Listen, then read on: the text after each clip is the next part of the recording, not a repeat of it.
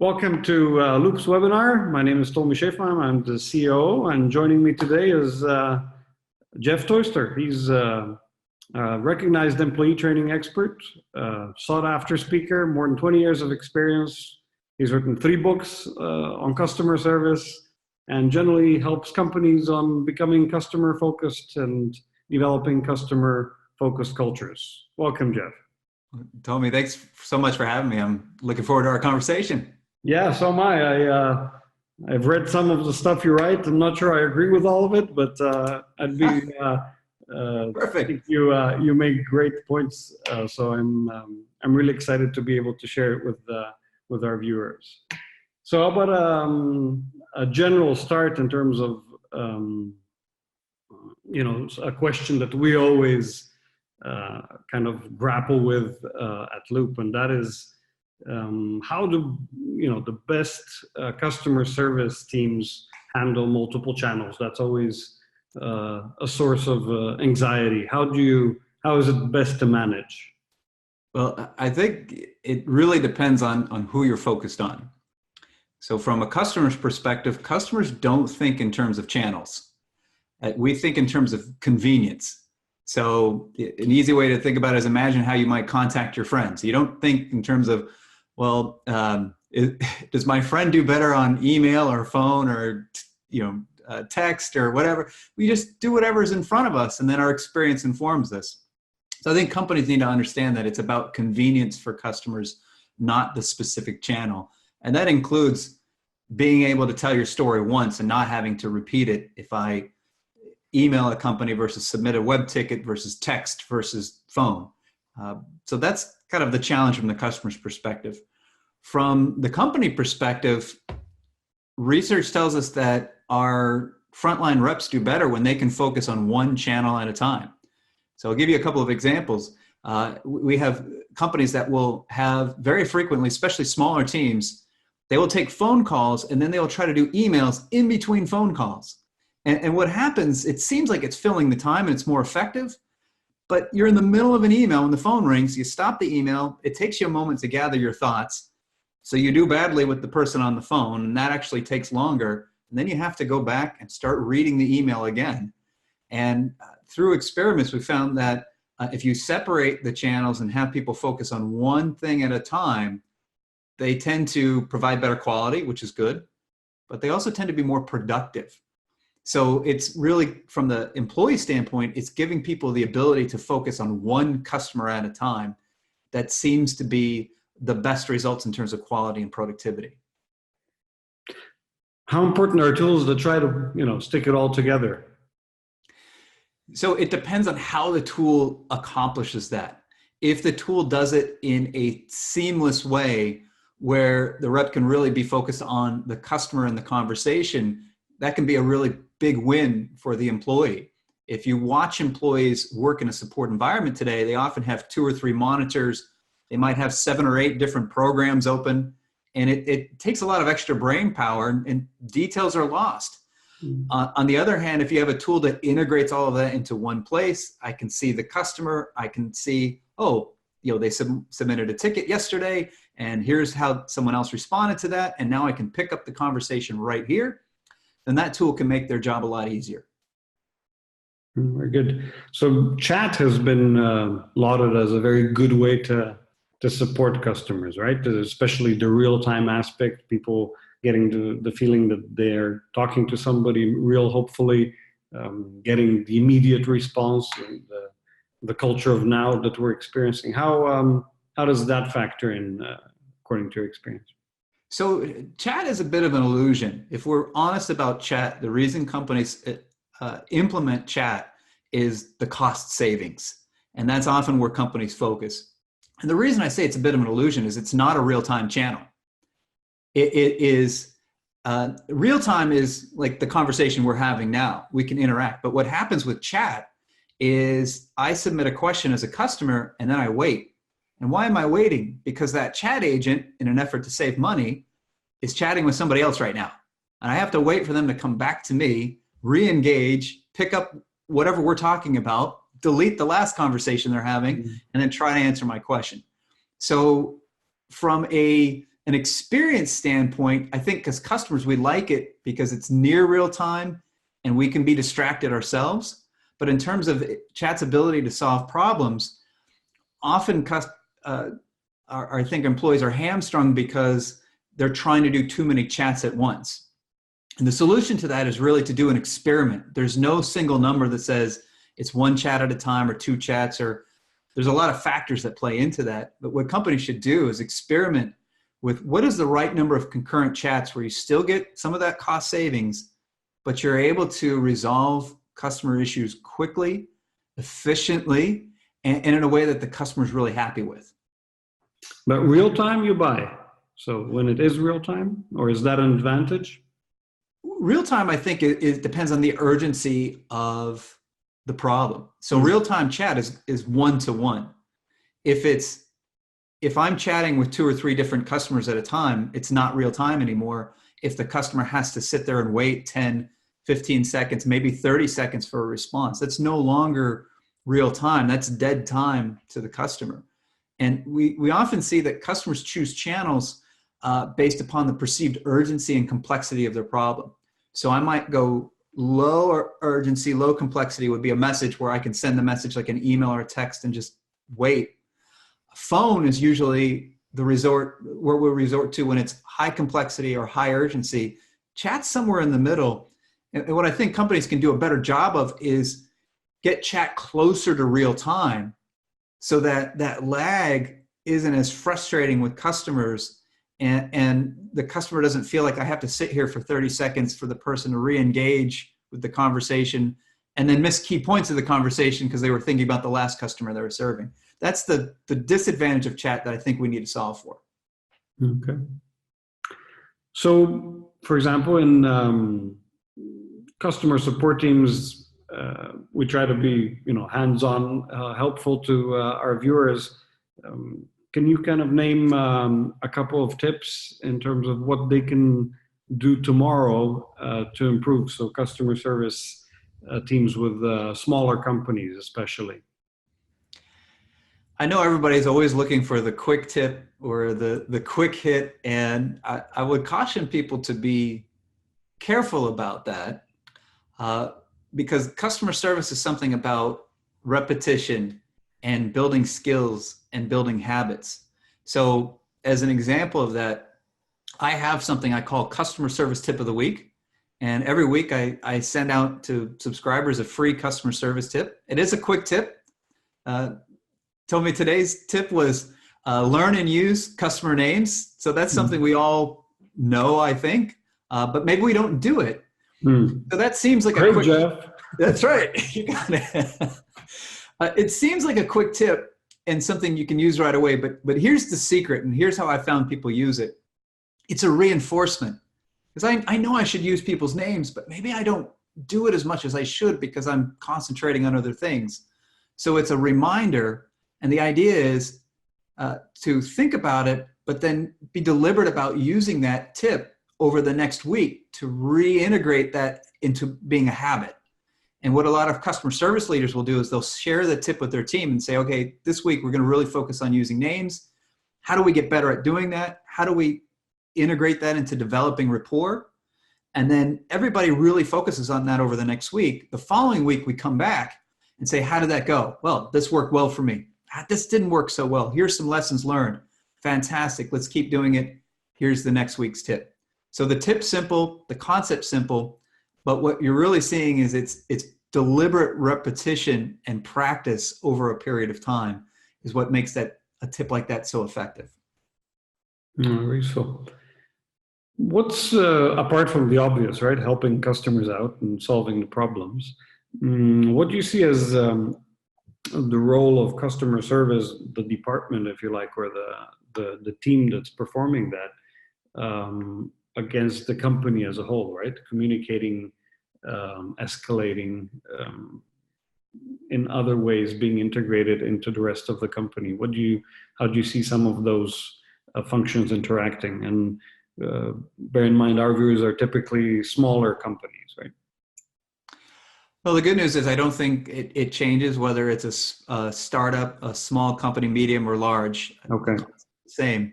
But it's an important concept because if you ask, I think 100 people, what is customer service? You'll get 100 answers and they'll all sound great and they'll all be a little bit different. So I've just done some research on this concept. The other challenge that we face, I think, is we're starting to confuse terms like customer service, customer experience, customer success even. And they're similar and there's overlap, but they're different. So I wanted to find a definition of customer service. And the best one I found came from the Oxford English Dictionary. It's very straightforward. It says customer service is helping customers use our products or services. So it could be reactive. I'm having a problem. This product isn't working or my account isn't set up correctly. Help me. It could be proactive. What's the best product or option for me to select? Now, within that, there's also something called customer success, which is purely the proactive side, helping customers use products and service. So that's still part of customer service. And I think a lot of smaller startup companies are realizing that the key to helping our customers stick with us and feel delighted with our products and services is to focus on customer success, the proactive component of service. And on the other end of the spectrum, you have customer experience, which is not just helping them use our products and services, but it's all of the interactions and how they feel about them, whether it's our advertising, our website, the packaging of our product, the way the product functions, the way we use it, the way it integrates with other things that we do. So it's the entire spectrum, not just service. And I think it's helpful to have a clear sense of that definition and realize at the end of the day, customer service is about helping our customers use our products or service, whether it's proactive or reactive. Good. And how does that integrate into the company's other activities? Like when is the time for customer service to actually feed back into development or R&D or sales? Or in smart companies, it's constant and it's consistent. This is definitely a challenge in many organizations because these different departments have different goals, objectives, and viewpoints. But what I've found in customer-focused companies is this is always something that all of these departments are thinking about and focusing on together. So I'll give you an example. Talk about R&D or manufacturing. Well, R&D should not be designing a product in a silo or in a dark room. They should be using customer feedback. Well, where does our customer feedback come from? It's the customer service team. We're talking to customers all day long. This is what works. This is what doesn't work. We have a really good sense of that. So from the customer service perspective, we should be sharing that information in an easily digestible format. And R&D should be listening. That should help inform and develop products. From a manufacturing perspective, we want to know if something's not shipping correctly, or there's a defect, or there's just something that's frustrating customers. They don't know how to use it properly. And where's our early warning system for that? Well, certainly in manufacturing, if we're testing, we'll see it then. But what if we don't?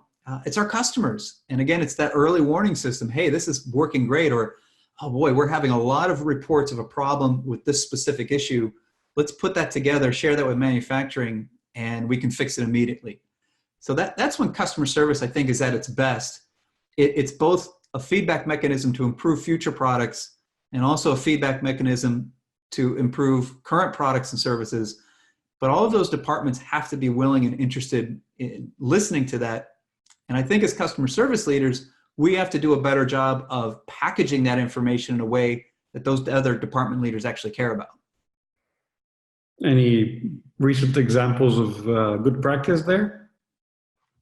Well, I'll give you one that I think it's just a fantastic one because it's such a great story. It was a party supply company, and they sold this piñata and this little plastic bat that goes with it. And so I hope everybody's familiar with a piñata, but this little kind of paper mache kind of figure, and it's stuffed with candy, and kids swing the bat and open it up. So a customer had actually gone on social media, on Instagram, and shared a picture of the piñata and the little bat in this enormous box. It said, this is great, but this box seems like it's way too big for this. So that's one point of feedback. But what was fun about it was the customer service leader said, you know what, this is kind of an enormous box.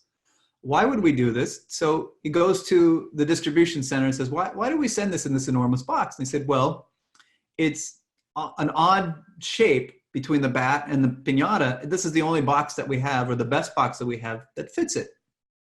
So then the customer service leader said, what's the cost associated? What's the impact? So he did two things I thought were really brilliant. One is he looked up how many of these we've sold. It turns out a lot. What's the shipping cost? Because shipping is not just based upon weight, but the size of the box. And said, wow, this is really, really expensive. And then he reached out to other customers and said, hey, is this an issue for you? And a lot of them said, yeah, I kind of thought so, but not worth complaining about. It could have been better. So armed with this information that it's costing a lot of money and it's slightly annoying customers, what he did next was goes to the merchandising team and says, can we do something about this? And it turns out that one simple fix from the supplier, which is to make the bat come in two pieces so it's not as long, allowed them to use a much, much smaller box. So the result is they save on shipping costs and they make customers happier just by taking that one point of feedback and really diving into that and investigating and getting other departments involved. Nice. In smaller teams, especially, I guess in larger teams, it's also a different issue. What are some of the challenges that customer service teams face when introducing new employees, especially getting up to speed, knowledge sharing? Well, I've managed a small customer service team inside a small company, and I can share you some experiences from firsthand. Number one is resources. We often, as a small team, haven't done a great job of documenting. This is how we do things. It's kind of just shared via the oral tradition. I've told you, and then you tell the next person. So making sure, even when you're small, you start by documenting, how do we do our basic processes and procedures? The second challenge that we face is resources. When I worked in a huge company, I had a training department and a separate training team and all the space that you could possibly need and the ability to kind of have someone focus on my new hires for a little while. In a small company, you don't. As the manager, I'm training the new hire, but I'm also trying to do all of my other things. So getting enough time, and I think it really comes down to customer service leaders saying, this has to be a priority. Even if it's painful, it has to be a priority, because investing time now is going to mean this person is successful in the future. And if I don't invest the time now, I'm always going to have to work with this person. I think the third thing is consistency. In small companies, often it's assumed, usually this comes from the leader, that everybody's on the same wavelength when it comes to the type of service that we're providing. But it's usually not the case. It's usually not explicit that this is what our culture is about, and this is what great service should look like.